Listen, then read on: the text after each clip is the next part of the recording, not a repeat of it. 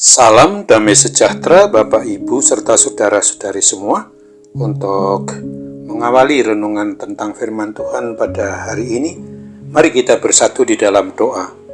Tuhan Allah Bapa di sorga yang melebihi segala akal, hati dan pikiran kami umat manusia, berfirmanlah kepada kami sebab kami bersedia untuk mendengar, dan oleh pertolongan Roh Kudus mampukan kami supaya boleh melaksanakan firman-Mu itu dalam hidup kami sehari-hari. Hanya dalam nama Tuhan Yesus kami berdoa dan bersyukur kepadamu. Amin. Sebagai nas renungan firman Tuhan pada hari ini diambil dari Ibrani 7 ayat 1-3 yang berbunyi demikian. Sebab Melkisedek adalah Raja Salem dan Imam Allah yang Maha Tinggi. Ia pergi menyongsong Abraham ketika Abraham kembali dari mengalahkan raja-raja dan memberkati dia. Kepadanya pun Abraham memberikan 1/10 dari semuanya. Menurut arti namanya, Melkisedek adalah pertama-tama Raja Kebenaran dan juga Raja Salem, yaitu Raja Damai Sejahtera. Ia tidak berbapa, tidak beribu, tidak bersilsilah, harinya tidak berawal, dan hidupnya tidak berkesudahan. Dan karena ia dijadikan sama dengan anak Allah, ia tetap menjadi imam sampai selama-lamanya. Sebagai tema yang diangkat dari nas renungan kita ini adalah imam besar menurut aturan Melkisedek.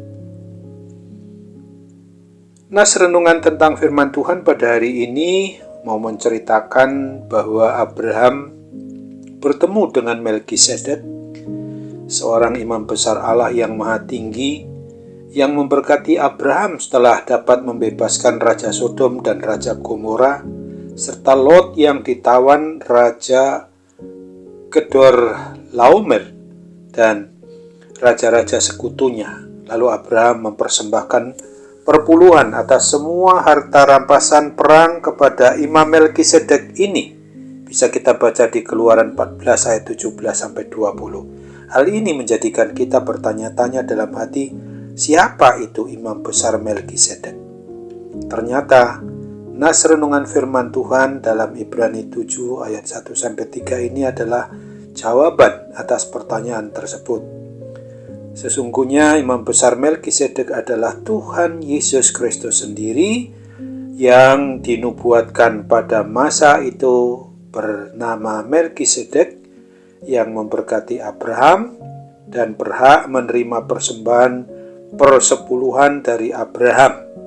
Firman Tuhan yang ditulis di dalam Ibrani pasal 7 ayat 25-27 ini kita mengajarkan kepada kita bahwa Tuhan Yesus Kristus melaksanakan tugas tanggung jawabnya sebagai imam besar. Dia tidak mengorbankan anak domba yang tak bernoda dan tak bercacat, tetapi sesungguhnya dialah yang telah menyerahkan dirinya sendiri, yang secara manusiawi tidak berdosa, itulah yang menjadi dan sebagai korban penebusan karena dosa-dosa kita umat manusia ini, untuk membebaskan kita seluruh umat manusia yang mau beriman percaya kepadanya, bukan hanya untuk orang-orang Israel atau orang Yahudi saja, tetapi seluruh umat manusia di segala tempat dan segala masa atau zaman, termasuk kita orang-orang yang ada di dalam hidup kita, yang ada di sekitar kita, di mana kita tinggal di Nusantara ini, yang hidup 2020 tahun lebih sesudah pengorbanan Tuhan Yesus di atas kayu salib di Bukit Golgota itu.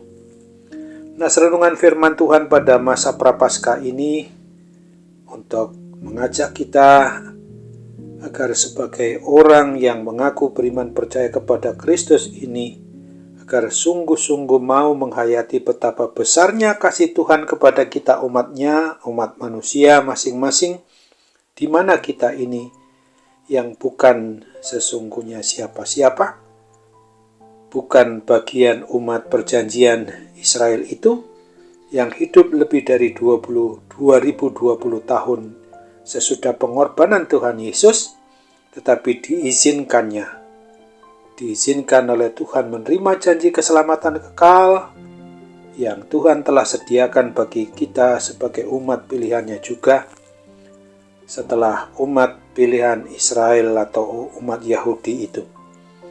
Kiranya kita dengan bimbingan dan pertolongan Roh Kudus dimampukan untuk terus menjaga hidup kita tetap setia mengikut Tuhan Yesus sampai akhir hayat kita, sehingga kita mau hidup untuk menyembah, memuji, dan memuliakan namanya yang Maha Kudus. Ingatlah akan apa yang dituliskan di dalam Ibrani 7 ayat 25-27 ini. Karena itu, Ia sanggup juga menyelamatkan dengan sempurna semua orang yang oleh Dia datang kepada Allah, sebab Ia hidup senantiasa untuk menjadi pengantara mereka.